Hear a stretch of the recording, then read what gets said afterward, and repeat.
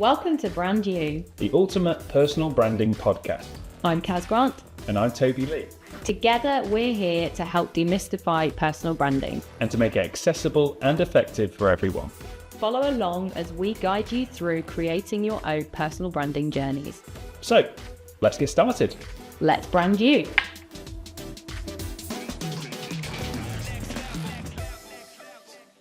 Hey everybody, welcome back to another episode of the Brand You podcast, proudly sponsored by Sparkhouse. Today we're going to be talking about personal branding and the law of attraction.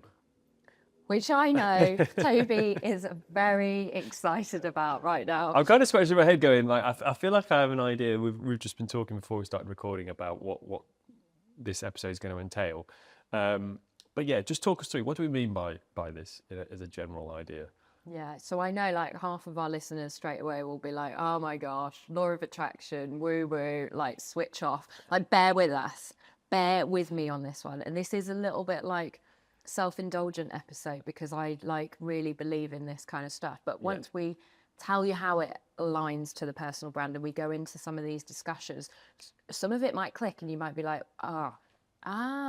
like that's why it's disconnecting a bit. So we're not just think good vibes and good things will happen, are we? That's not what we mean by this. We're really getting down to like the energetics of everything. And obviously, like when we're talking about energetics, like everything is energy, but also like when we're putting stuff on social media and we're putting stuff out to the world, if we're not aligned to that energetically and we're putting it out there, people feel that. And I can't get the science on it for you now and like tell you exactly why they feel that, but they just feel like something is not right. And when we're talking about personal branding and growing that know, like, and trust, you're never going to get to that part if there's a disconnect happening between what you're sharing and your audience is feeling from you. So that's what we're kind of talking about it in the fact of like personal branding. But basically the law of attraction is like the energy that you put out to the world, you will attract back.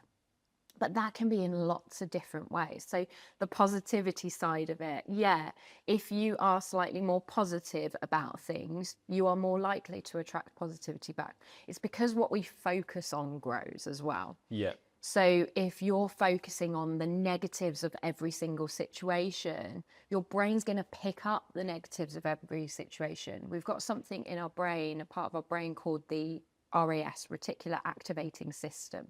And that's the focus part of it. That's what focuses on. What we focus on grows because of our RAS. So if we're focused on finding negative things and negative situations, things aren't going right for us, we're more likely for more things not to go right for us. Okay, yeah. So that's the kind of positive spin on it. But when we're looking at the law of attraction and energetics as well, we're looking at like things like money and things like that. Like we're not going to attract more money to us, more business to us, more growth to us if there's a like an off kilter there either. So people are, I don't know, wanting to be hugely successful through their personal brands and grow into this hugely successful person. But at their core, they've got all this misalignment and money worries and like, I'm not worthy of receiving this much money and everything like that. And then it's like, well, you're not going to get the success. You're not going to have the money because you're repelling it. Right, okay. So it's mind blowing. Like if you've not dived into the world of the law of attraction, like dive into it a little bit and open your mind and expand it to it because it is so interesting. So from a kind of outside point of view, I'm kind of like listening to what you're saying and I'm probably where half of the listeners might be sitting as well in terms of going, to me, it also kind of sounds like that you're saying if what we're putting out, say, content-wise, isn't authentic. Mm-hmm. Is that what you mean? Like in terms of if we're not, so just using the example you used of somebody with like money concerns, not saying we have to necessarily share that or talk about that, but that is going to impact our posts and our opinions on things and what we share. Yeah, absolutely. So it's kind of looking at it from, like, I think the easiest thing is, I guess, to look at it from that success kind of point of view, as all-round success. Like if we're portraying ourselves online and not being as authentic and being, you know, that ego bigger than our boots kind of person. We're really successful, we're smashing business, we're doing all of this. Inside you're like, my bank is on zero. Yeah. And it is really hard right now and it's really awful.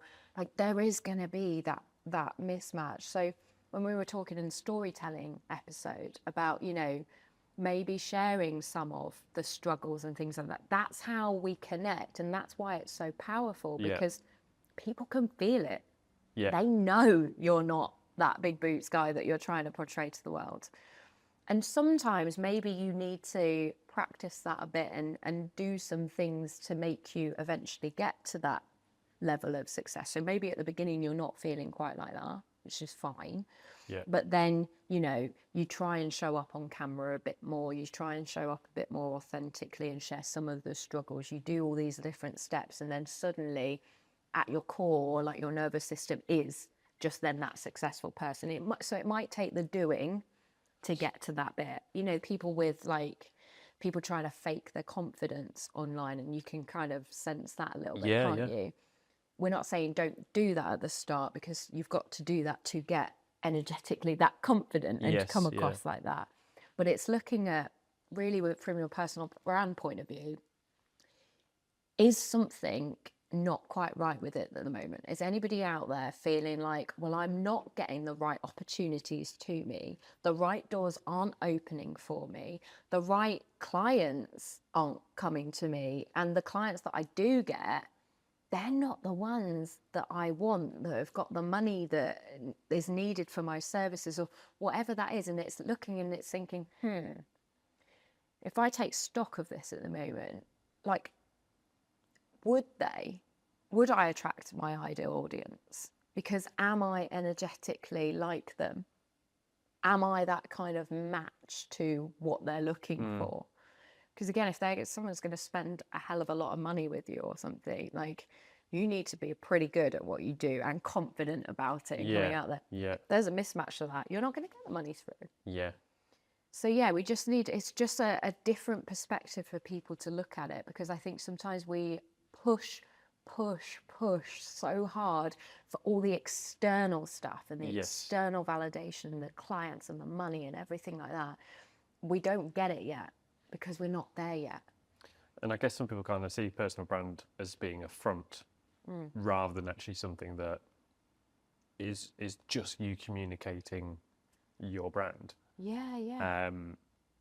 I see it a lot with visuals and photos of people who, you know, come across really confident, and then you meet them and actually they're quite introverted and, you know, sort of barely keep a conversation going. Whereas you thought, you know, having seen them on LinkedIn with their photos and that, I thought they'd be really out there, you know, or vice versa, you know, somebody who perhaps their photos aren't doing their personality justice, because when they walk in, they light up the room, they're the life and soul, but actually their photos are very reserved, you know. So when it comes to kind of like my job, I'm always trying to assess the person who walks in the door. Sometimes it's quite useful if I've not actually met them or had too much conversation prior to a photo shoot, because I'm going, what's the impression I get from you instantly? Because that's what you need to be telling your audience, this is who you are, you know, rather than you know, we can build you up and make you seem uber confident. That's not how you walk in the door, which probably, thinking about it now, comes back from doing actor headshots. You know, I don't want to make you appear really bubbly and confident and bold, when actually when you walk in the room, you just don't have that air around you when you walk in for an audition. And that's a really important thing, that casting directors have a finite amount of time to work with someone, because they've probably got 30 parts in this one production to cast. They're on to the next. So you know, they've got to be sure that going off your headshot and they choose, I want you to come in for an audition, that you are going to be the person who walks in. Also for you, like, it might be it might be annoying or sad or irritating if you don't get a certain role that you would love to get. But if you're not a match to that role, Yeah. Oh, that's like, that's a really, great how example. hard is that one job going to be? Yeah. Like, how exhausting, how tiring. You're not going to feel right. Yeah. You're going to feel like an imposter. Like, you're probably not going to love it while you're doing it either. So becoming like an energetic match is also going to help you as much as it's going to help Yeah. other people. Well, that's essentially sums up my acting career, to be honest.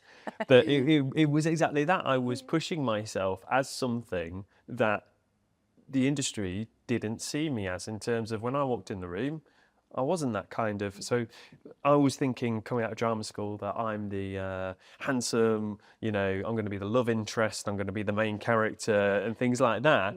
Yeah. But that was built off growing up doing theatre, and my mum saying, aren't you so handsome? And then, and grannies and things like that seeing my show and going, oh, you're incredible, and that, I was sort of nurtured with that. Yeah. But the reality of it was, I remember, I'll share this with you just because it's fresh in my memory. I've just delivered a couple of workshops to the musical theatre students at the uni, and was sharing it with them. I remember my agents saying to me on the phone once, saying, you're actually more like the best friend.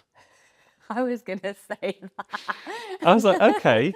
He said, you're handsome, but you're attainable. Yeah. So it's amazing how in as few words you can actually hit the nail right on the head. And I had a moment where I sort of thought, I can either be really bitter about this and be like, I hate this industry, I hate my agent, I hate everything. Yeah. Or go, okay, no, actually, if I embrace this, there's a real learning to come from this. That actually, the energy I give, I'm not the. You look at any Netflix romantic lead now, they're really tall, massive biceps, six pack. Do you know what I mean? Yeah. I understand. I am not that. I'm not giving off that. And it's very easy when we bring it back to kind of personal branding to be so consumed about what we want to be seen as, which is usually... Or what we think people want to see us as. Yeah, or great as point, the world wants to see us as. Or Stephen Bartlett's doing this, so I want to. Yeah. Elon Musk is doing that, so I want to. Like, trying to be other people and emulate them. And we kind of have to do that to an extent. Like, Yeah. we take influences and we'll try things. Yeah. But until we fall on what actually is real and true to us. So I totally get that. Yeah. And that was a great way of like explaining it with the acting and going for roles there, because many of us probably haven't been in the acting world, but we can take that on board for anything, can't we? Yeah. It's the same.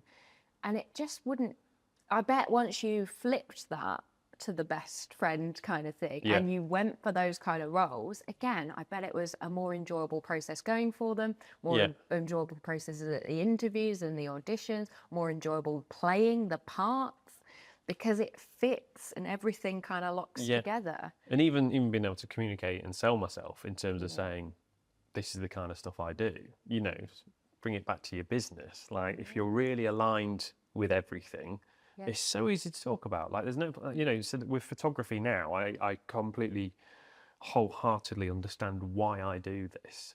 There is something in the way I work with people that at the end of it, you'll feel better about yourself. That's my kind of like core mission.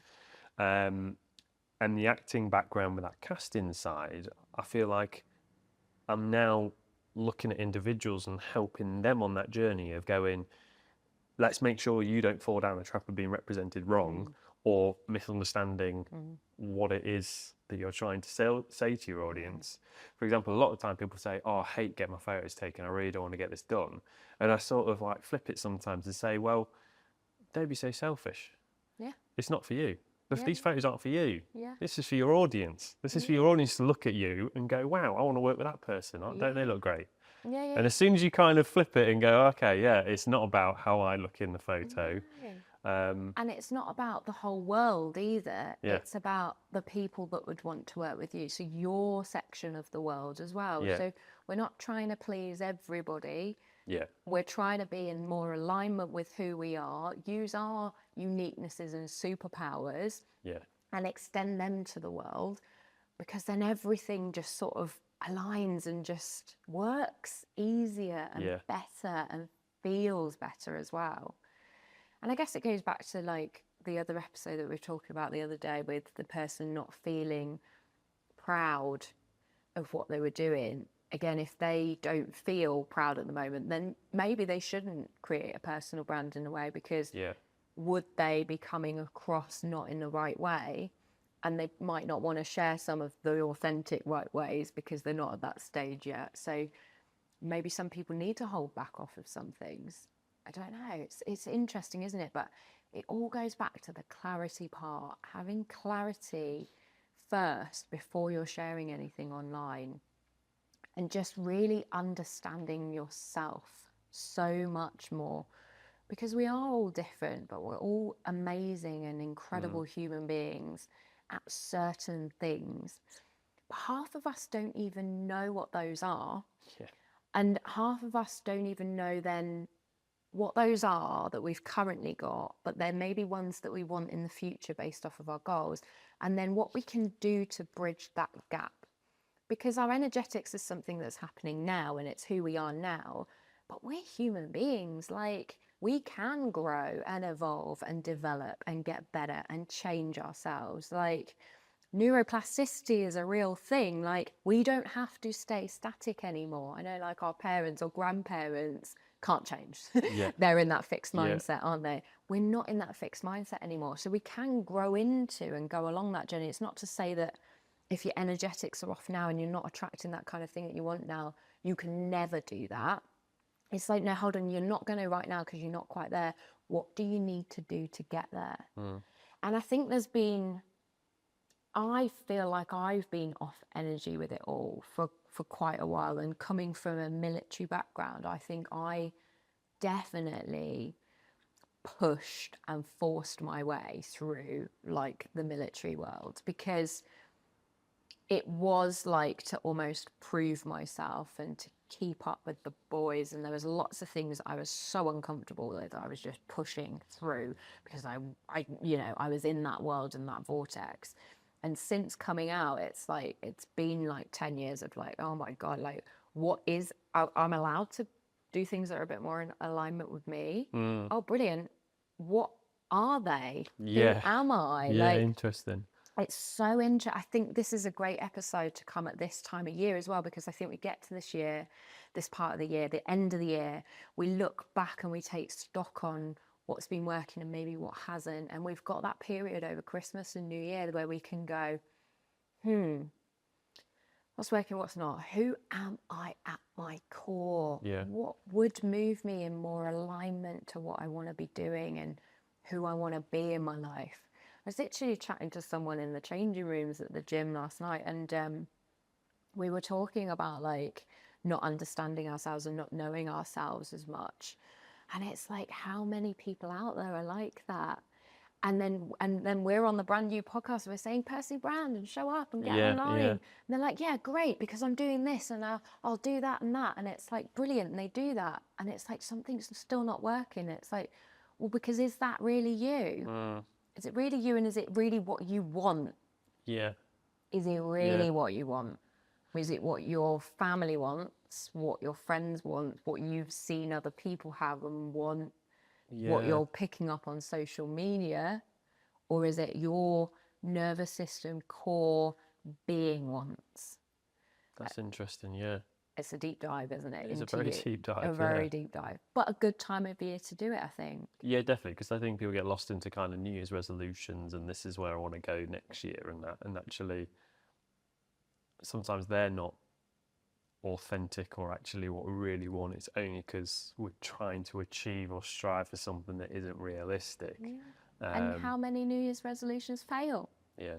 Because we're not that person and we don't actually want that thing. Yeah. So we want to, start January and we all go to the gym.